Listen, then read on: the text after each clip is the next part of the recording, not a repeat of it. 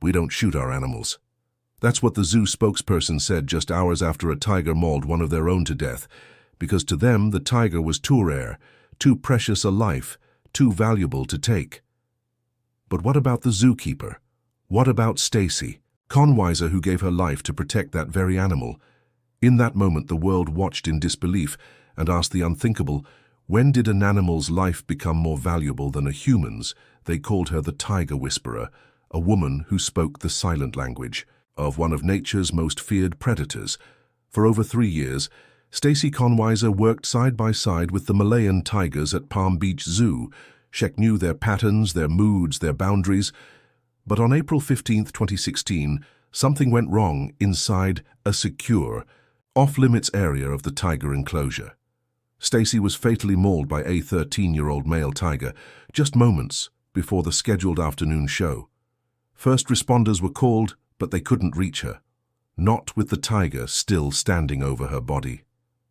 This is the horrifying true story of love, trust, and a tiger that turned. You're watching Animal Quest channel. If stories like this move, you don't forget to like, share, and subscribe.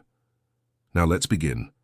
Nestled in the heart of West Palm Beach, Florida, the Palm Beach Zoo has long been a family favorite. A tranquil 23-acre sanctuary housing over 550 animals. The zoo offered not just a glimpse into the animal kingdom, but a message of conservation, education, and protection. Among its most prized attractions were the Malayan tigers. Rare, powerful, and mesmerizing visitors often stood in a wheeze. These majestic creatures pace behind reinforced glass or lounge lazily in the Florida sun. On April 15, 2016, it seemed like any other Friday. The weather was warm, the crowds were building. Families with strollers wandered the paths. Children pointed excitedly toward exhibits. Tourists gathered near the tiger viewing area, anticipating the daily Keeper Talk, a scheduled event where a trained staff member would educate the public and allow them a closer look at the zoo's most captivating big cats. Behind-the-scenes zookeepers followed a tight routine. Preparation for the Tiger Talk required coordination and precision. The Malayan tigers, classified as critically endangered, were kept in a highly controlled habitat. At the center of this habitat was a secure zone known as the Night House, an off-exhibit holding area where tigers could be shifted, examined, or separated during cleaning and feeding. It was considered a restricted zone, accessible only to trained staff and governed by strict safety protocols. The design was intended to keep humans and tigers entirely separated during care routines. In theory, it was foolproof. Tigers would be locked into one part of the enclosure while staff entered another. Two-way gate safety locks and communication among team members were all part of the process to eliminate direct contact. And yet, as the zoo staff began their preparations that day, no one could have predicted what was about to happen. Because that afternoon, Stacy Conweiser, the lead tiger keeper and the only staff member authorized to enter the off-exhibit tiger areas, alone stepped into the night. It was a task she'd done countless times before.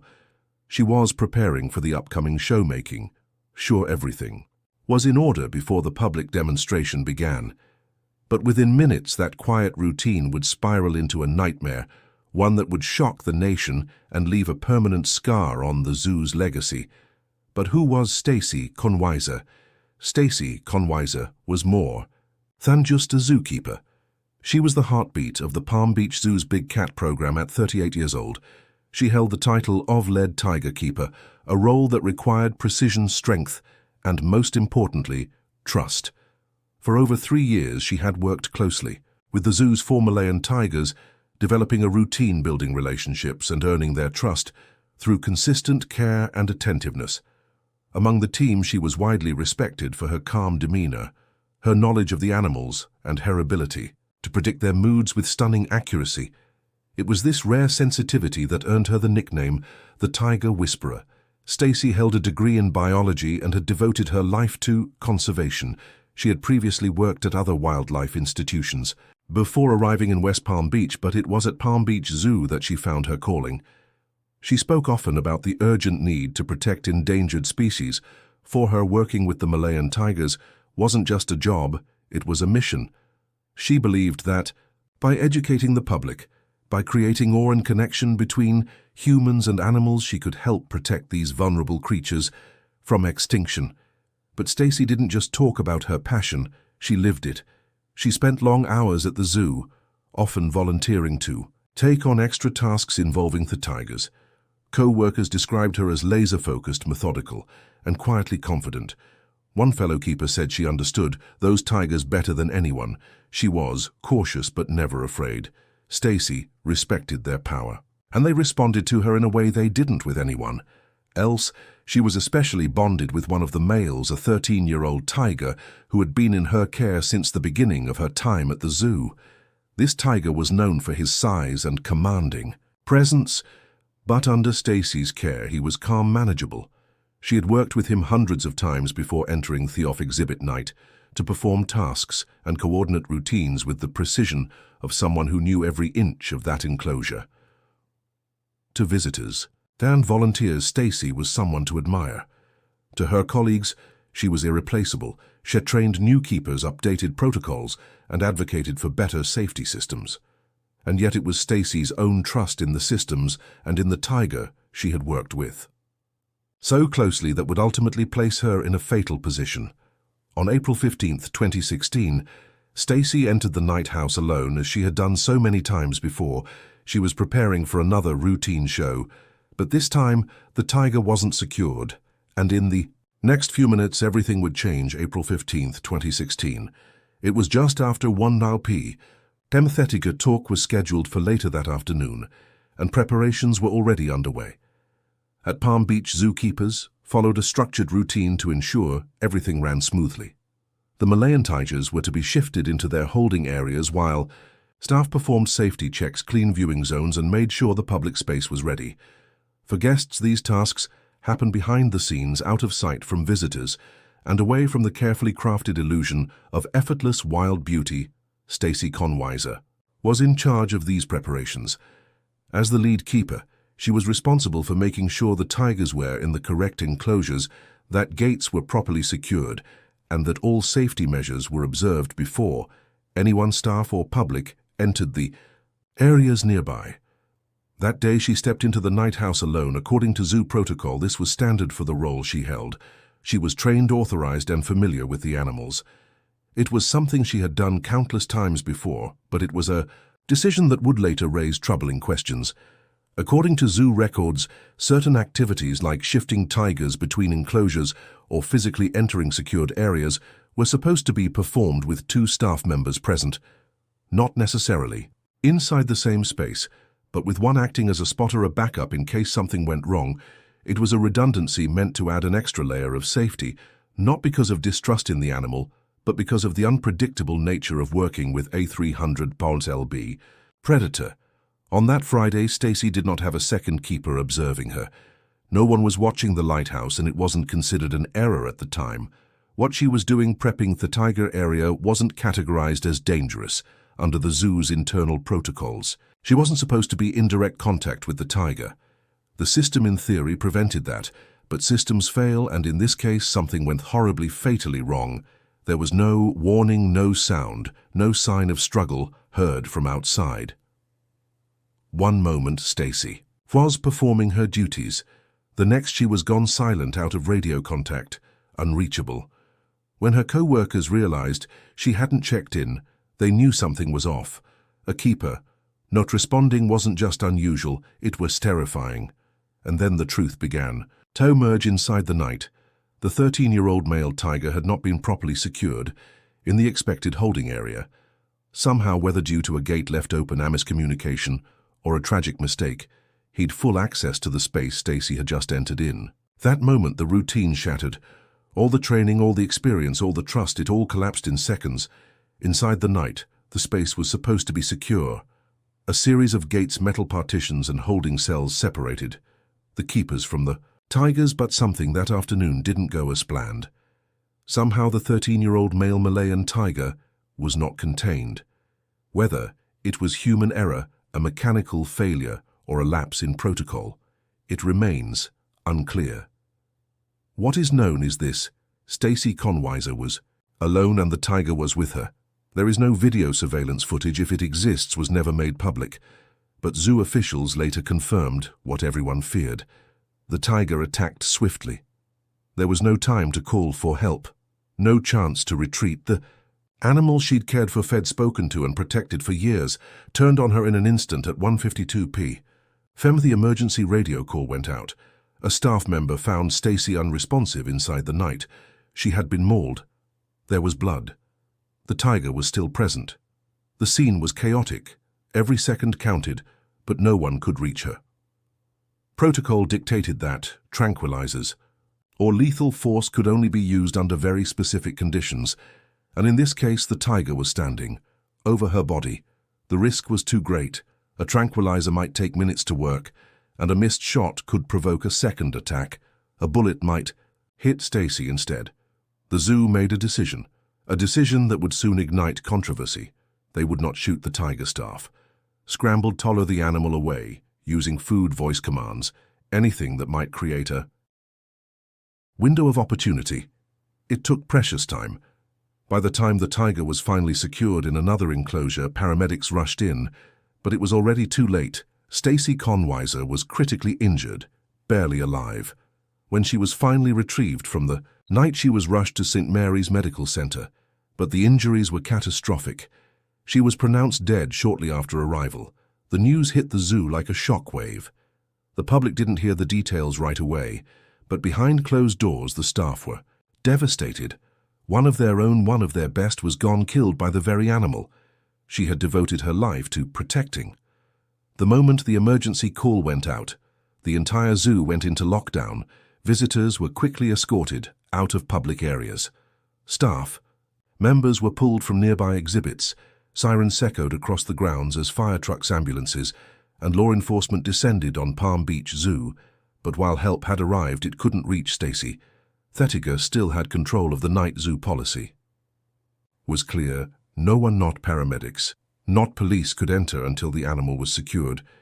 It was a policy designed to protect human life, but in this moment it felt like the opposite. First responders stood outside, fully equipped, trained to handle trauma. But they were locked out not by doors but by a 300 lb predator. Inside, every decision was critical. One wrong move and the tiger could attack again. The question loomed over everyone on site. Should they try to tranquilize the animal or use lethal force? The zoo made its stance known as the minutes passed, and pressure mounted as spokesperson addressed the growing crowd of reporters and concerned citizens. Their words would become infamous. "We don't shoot our animals." To some, it was a statement of values, of compassion for the endangered Malayan tiger. To others, it sounded like betrayal, as if a human life had been placed second to an animal's, as if Stacy Conweiser's final moments were weighed against a policy, against a principle. But inside the zoo's command center, staff were agonizing over their choices. A tranquilizer would take time. Stacy didn't have a firearm, could save her, but could also end the life of a rare animal and possibly takers in the chaos. They chose to wait. While the tiger paced inside, emergency responders remained outside, powerless, and with every second that ticked by, the chance to save Stacy slipped further away. By the time they reached her, it was already over. The debate would ripple far beyond the zoo gates about safety priorities and what should happen when the wild turns deadly. But on that day, one thing was heartbreakingly clear. Noon got to her in time. The death of Stacy Conweiser sent shockwaves far beyond the gates of Palm Beach Zoo. What had begun as a quiet afternoon at Asmal, Florida, zoo had now become a national controversy. The public wanted answers. The media descended quickly. Reporters, activists, and former zoo professionals began asking the same question: what went wrong? Was this simply a tragic accident, or had something been missed? Something that could have saved her life. Animal rights groups weighed in immediately. Some mourned the loss of Stacy while also questioning the very ethics of keeping wild animals in captivity. Others pointed to safety protocols and demanded an explanation. Why was she alone? Why didn't anyone know the tiger wasn't secured? And why couldn't emergency responders act faster? Former zookeepers and industry insiders began to speak out. Quietly at first, then more loudly. Some defended the zoo's policies, citing how dangerous and unpredictable tigers can be. But others raised concerns. Had there been complacency? Was it really safe to allow even a lead keeper to enter an area with such risk? Without another person, watching amid the growing pressure, the federal government got involved. OSHA, the Occupational Safety and Health Administration, opened an investigation into the incident. They examined training protocols, facility, design, emergency procedures, and staff actions leading up to the attack. Inspectors pored over internal documents, interviewed staff, and tried to piece together what had happened behind the scenes. The Palm Beach Zoo took immediate action. The Malayan tiger exhibit was shut down. Staff were reassigned. An internal review of all animal handling protocols began. Spokespersons promised transparency, cooperation, and change. But outside the zoo, the questions didn't stop. Was this about human error, a failed system, or simply the cost of working so closely with deadly predators? Stacy's family grieved in private, away from the growing media storm, but the public narrative washed her to control.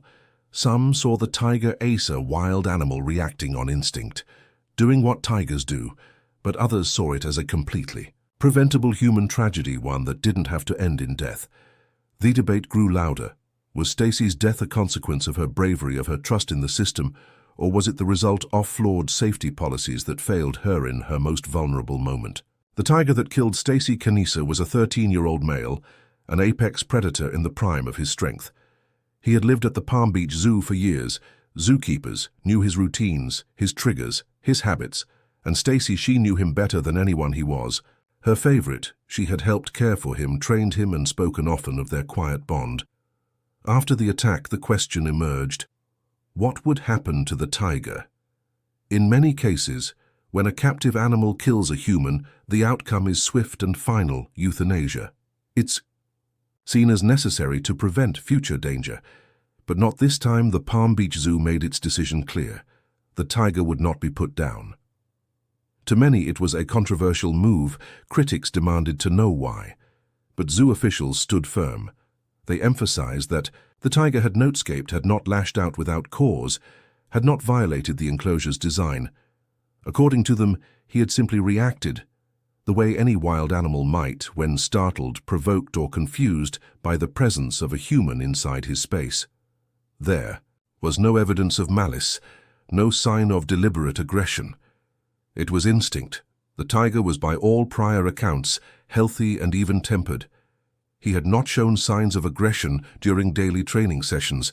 He had not been the subject of disciplinary actions or concern.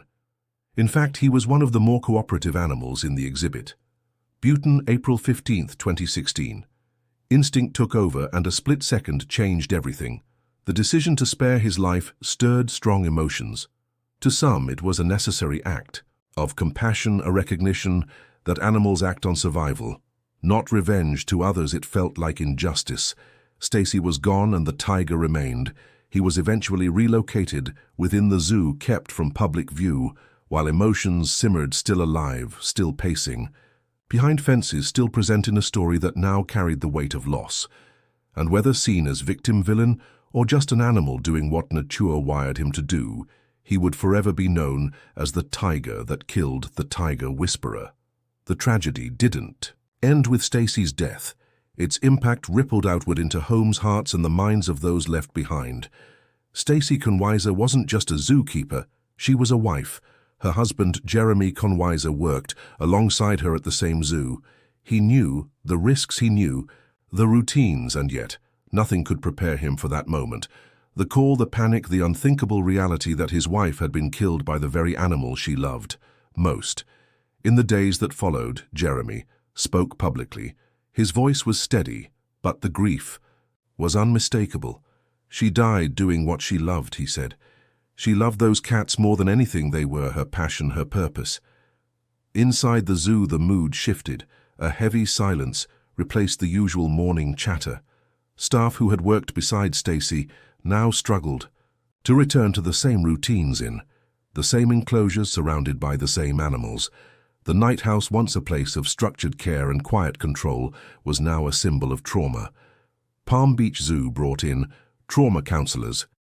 Staff were encouraged to speak openly about their emotions, their fears, their memories. Some couldn't continue. Others leaned on each other for strength.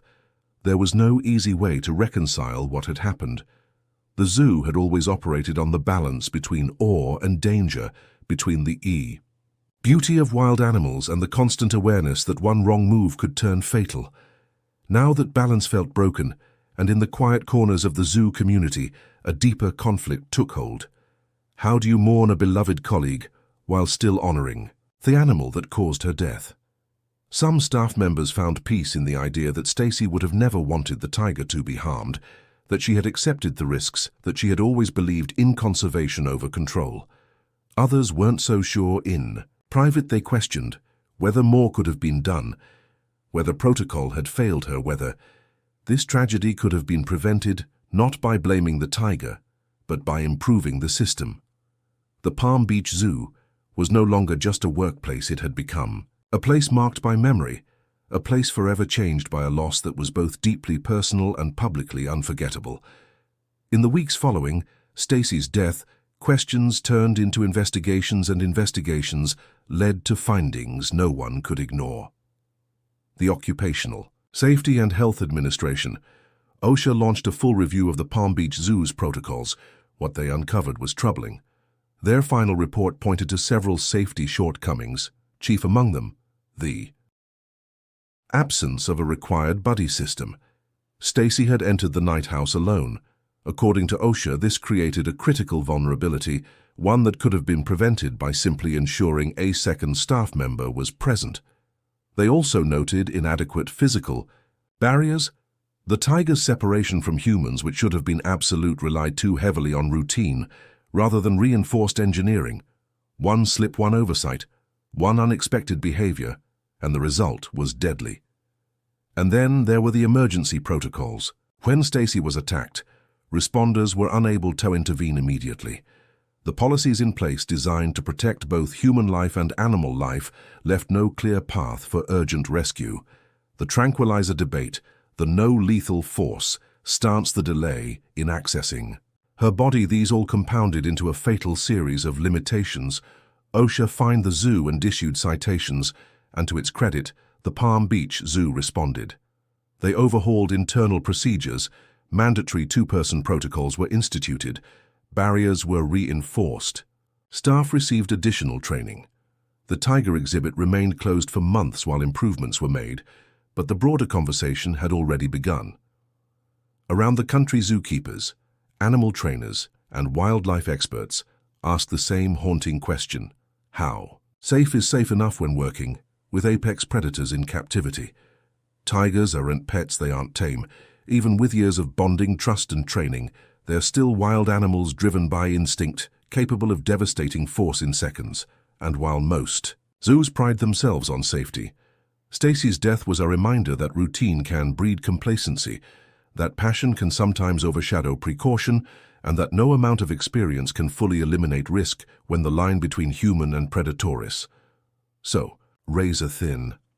Her tragedy became a turning point not just for Palm Beach Zoo, but for an entire industry built on bringing the wild within reach. In the quiet moments after tragedy, memories become our refuge. Stacy Conweiser was more than a zookeeper.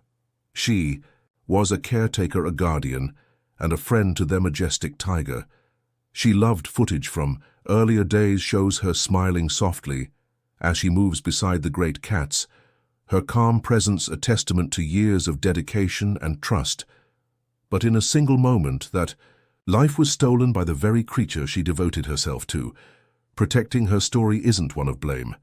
It's a solemn reminder of the fragile boundary between human control and nature's raw power. A warning that no matter how much we prepare, wild animals remain wild. The legacy Stacy leaves behind is one of passion, respect, and the deep costs that come with working so closely with the natural world. Her death sparked changes not only in protocols and policies, but in how we think about captivity, conservation, and the price of human ambition. As we remember Stacy Conweiser, we honor her commitment and mourn the loss of a life dedicated to animals. Let her story inspire us to respect the wild, to value life, human and animal alike, and to never forget the delicate balance between the two. If you found this story meaningful, please like, share, and subscribe for more real-life animal encounters that reveal the beauty and dangers of the natural world. Wait for our next video. You won't believe what happened. Thank you for watching.